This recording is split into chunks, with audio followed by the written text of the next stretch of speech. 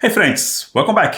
Today we'll be having another really interesting video. This video is from Walsh, and his title is about the latest TikTok girl that got laid off. And in this video he does his analysis on why the layoffs they are happening, and he does some analysis and some critiques on the whole spectrum on the startups and all the tech employees. And he also gives an extremely good advice about the professional life and working as well. So I found this video to be really interesting. Another point is, it is always nice to see someone outside the tech industry giving their opinion and their perspective on the tech industry. I know because I've been working as a software engineer for a very long time, and I know how things work internally in the tech industry. But someone from outside, they have a different perspective and a different point of view. So let's take a look. A little while ago, when Elon Musk took over Twitter and began making sweeping layoffs, he was condemned as a heartless profiteer, a man who took over a company and gutted it out of spite or just for fun. But recent events would suggest that Musk was only ripping the Band-Aid off. He was doing what needed to be done, but doing it in a much quicker fashion. A few months after those layoffs, the rest of big tech is now involved in its own purge of its workforce. The Daily Wire reported this week, quote, Spotify revealed plans to cut headcounts by 6% due to macroeconomic turmoil following similar moves from other prominent technology firms. Spotify CEO Daniel Ek informed staff members in a Monday note that the music and audio platform will reduce headcount to streamline operations. The announcement implies that 600 of the company's 9,800 employees will lose their positions. Spotify is one of the several technology companies to announce layoffs in recent weeks as a response to overzealous hiring in the sector and broader economic woes. Microsoft revealed that the company would dismiss some 10,000 employees, while Google will reduce its headcount by approximately 12,000 positions, and Amazon plans to dismiss 18,000 employees. More than 46,000 workers have been discharged from prominent American technology companies in the first month of 2023, according to a report from Crunchbase, even after firms in the sector dismissed 107,000 positions last year. Oh yeah, there's a lot of information here. Let's try to break it down.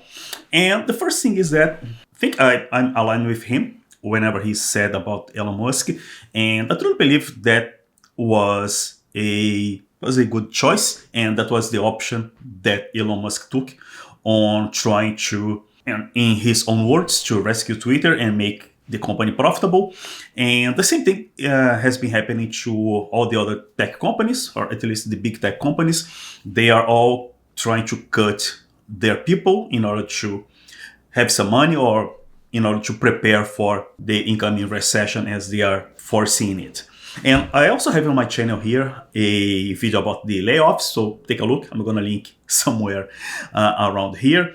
And yeah, I mean, the company and the CEO or the business owner, that person will always try to make sure that the company is profitable and the company is healthy. And that person will do whatever is necessary to make the company survive. And yeah, it can be cutting costs, cutting people, and I don't know, making deals, or even sometimes selling the company. And there's something wrong with that. That's how capitalism works. And I think I agree with him on this first part here, but I want to hear more from him. So perhaps, as it turns out, the most successful businessman in the world made those layoffs because it was the right business decision. Maybe he didn't become the richest human in history by doing things haphazardly or without good reason. There's an interesting thought. And what's even more interesting is that big tech employees themselves, while still complaining about layoffs, have in the past inadvertently revealed why the layoffs were necessary. The first part of his last explanation here, I do agree.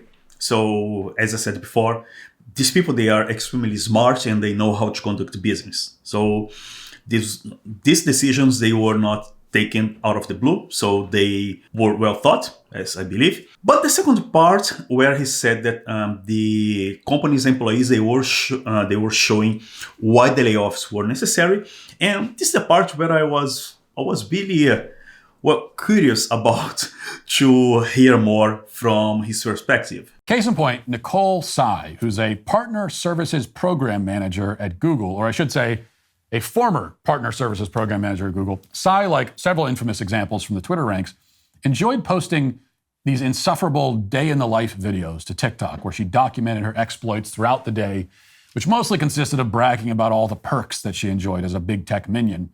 I still remain personally perplexed as to why or how these day in the life videos become so popular.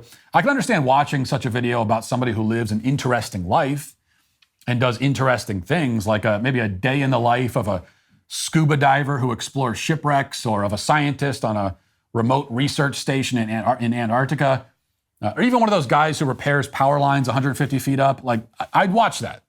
A day in the life of that guy, I want to see. These are impressive jobs that would make for fascinating content. A day in the life of a Silicon Valley pencil pusher doesn't exactly measure up. Yeah, so here goes my perspective here, because he's telling about his point of view and his perspective from someone outside the tech industry. I can see why this day in the life of, so you can fill in the description whatever role you want. So it's a product manager, a software engineer, or whatever, that person that works for a tech company. I understand why there is such a demand for this kind of videos. That's usually because there are lots of people trying to get into the tech industry, and more specifically, people who are graduating or people who are taking their computer science courses. So they want to know how those tech companies work, how is to work for these big companies. What am I allowed to do? What am I not allowed to do? How much people earn? And is there any career progression? How long people stay in the job? And so on and so forth. So that is totally understandable from my point of view. And that's why people have such an interest on this kind of videos. People usually show what they can show.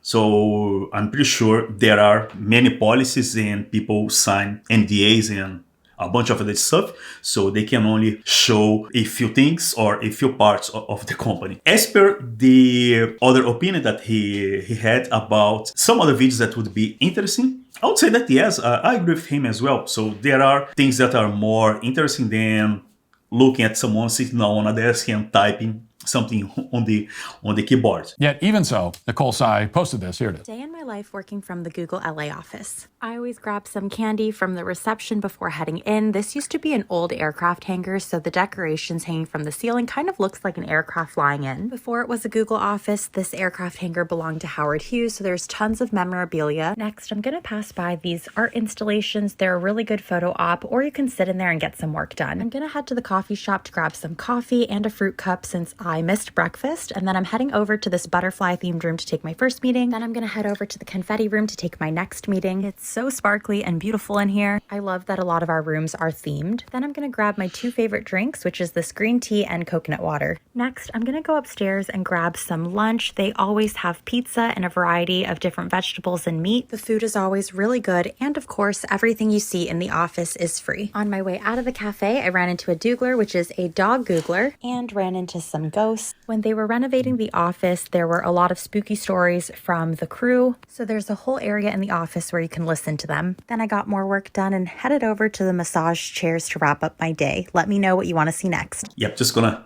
stop here quickly. And yeah, I've been once here in Sydney at the Google office, and man, that office is really awesome. So the whole infrastructure that the office has, it was really beautiful. And yes, they do have those big kitchens, those cafes inside the campus as well. So it's quite nice. It is really interesting to see how things work internally from the company. Well, it's important to get that massage in after a grueling day of eating candy, drinking coconut water, taking selfies, perusing art installations, petting the dog googler. Now, in fairness, she did take 2 meetings, okay? So there were 2 meetings, and that was her entire day. She had the 2 meetings, and the rest of that, mostly just hobnobbing around, taking it easy, attending a meeting or two. The one thing missing from her day, or from her day, is work, or anything that we might call work. She didn't do anything or create anything or make any important decisions from the looks of it. It's not clear from that video why Google needs her in the building. And it apparently wasn't clear to Google either, which led to this unintentionally hilarious follow-up video. Here it is. Yeah, this is the part I also don't agree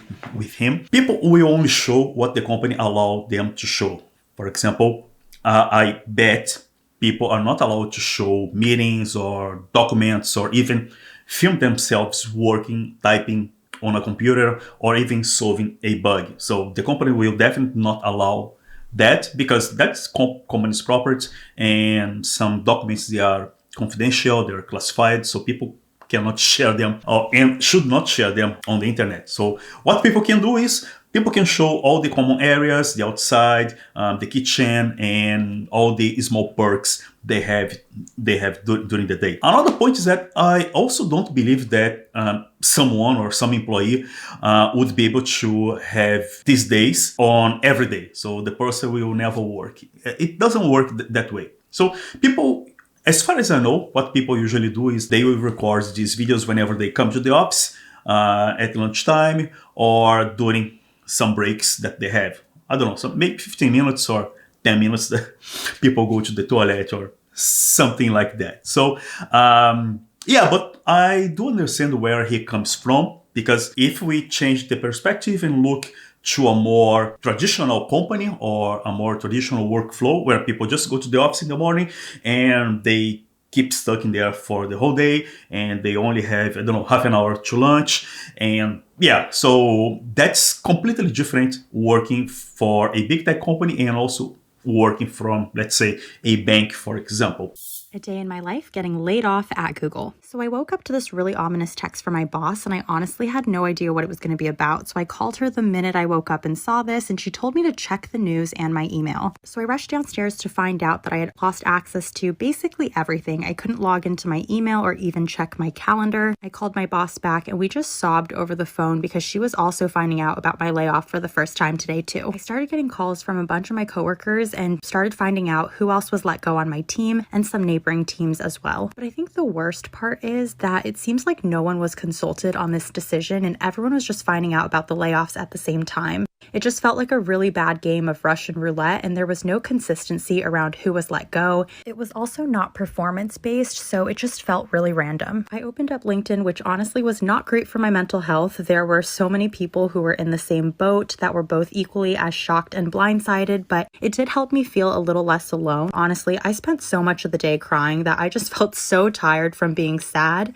and wanted to do something that would just make me feel better. Luckily, I have an annual pass, so I headed over to Disneyland because I wanted to go eat my feelings. So I started off with a cinnamon galaxy churro and then went to the teriyaki turkey leg. This is a special limited edition item for the Lunar New Year celebration at Disney California Adventure. I had some Rice Krispie, a corn dog, did some drawing, and even had another churro. I don't really know what's next for me, but I'll be vlogging my journey and posting more content about it, so feel free to follow along. Yeah, it's quite sad when someone loses their job or goes through a layoff. I have gone through, I don't know, maybe 4 or 5 layoffs in my career, and those times they were really hard. And yeah, again, all of these decisions, they are usually top down. The CEO or some C-level, they will decide for that, and then that decision will cascade top down. The lower management, they are usually not consulted on that, or they are rarely consulted on that. So that's how things usually work.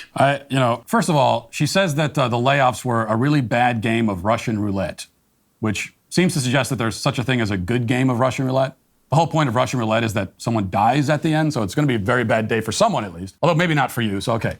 Second, she just got laid off, lost her source of income, and her first reaction was to run down to, was it Disneyland, to blow her discretionary funds on carnival snacks? Doesn't seem like a great strategy. Third, listen, I don't have anything against this woman. I'm predisposed to dislike her because she works for big tech, but for all I know, she's a very nice and delightful person. First of all, I do understand where he is coming from, but just to try to explain a little bit.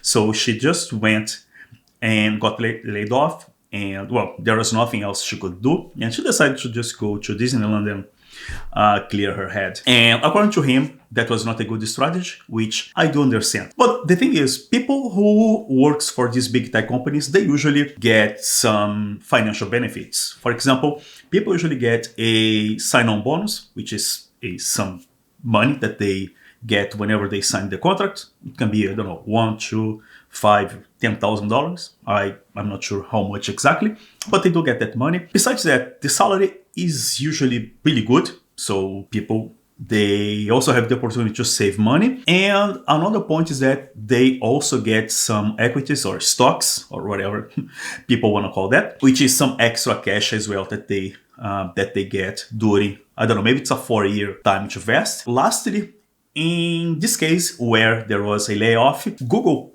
and the other companies, they probably gave the employees a severance package, which can range from, I don't know, maybe 2 weeks until 3 months worth salary. So these people, they usually they are not in a hurry to get another job. But from his perspective, again, he's also I believe he's also thinking about a more traditional worker, so the person that lives on check to check and or pay slip from pay slip, and the person doesn't have that kind of cushion to rely on, because that's how the entire market works.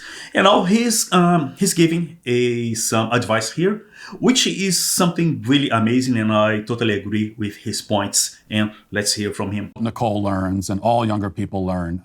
It's not fun, but it's the truth. In the working world, everyone is expendable. Everyone is replaceable. Now, you're not expendable as a human being. I'm not saying that you as a human are expendable. You're not expendable in certain contexts, like in the context of your family, you're not an expendable person. But at your job, you can be replaced. And eventually, one way or another, you will be. Whether you quit, fired, laid off, retire, I mean, one way or another, eventually you're replaced. And that's the case for all of us. But you can greatly mitigate your replaceableness. You can make yourself much less expendable. You can make it so that though you can still be replaced, there are not that many people who can replace you. Your own vulnerability in this regard, the reality that you will never be entirely indispensable, that shouldn't be a cause for despair, but rather it should drive you and make you more ambitious and innovative and propel you to work harder. Not in a paranoid way, but just in a like staying humble and working hard kind of way. And if it does motivate you that way, then even if and when you are replaced, you're nearly certain to continue on the path to success, though by the way of a detour. We will always be, to one degree or another, expendable at our jobs, but you can become virtually undeniable in pursuit of your larger goals. If you hone your abilities, if you never become entirely complacent, if you work harder than everybody around you, you will be successful. It is virtually guaranteed. I have never known in my life a hardworking, talented person who was not by some measure successful. I completely agree with him in his last words here, whenever he is now giving the summary. And I believe that's something that we all should always aim for, which is greatness. We should always work towards getting better and better. This thing that he said here, it just struck me. This is something that I have been practicing on my whole life, and I can say that it works. We should always try to make ourselves less expendable. We should always looking for, keep refining our skills, keep learning new things, take more responsibility at work, because all of those things, they will help us to become a better version of ourselves. Consequently, less replaceable, because there will be less people around that can do the same thing that we do with the same quality. I hope you guys liked my video. Please do not forget to like, subscribe, and also click on the notification bell so you won't miss any of my videos. And I'll see you guys next time.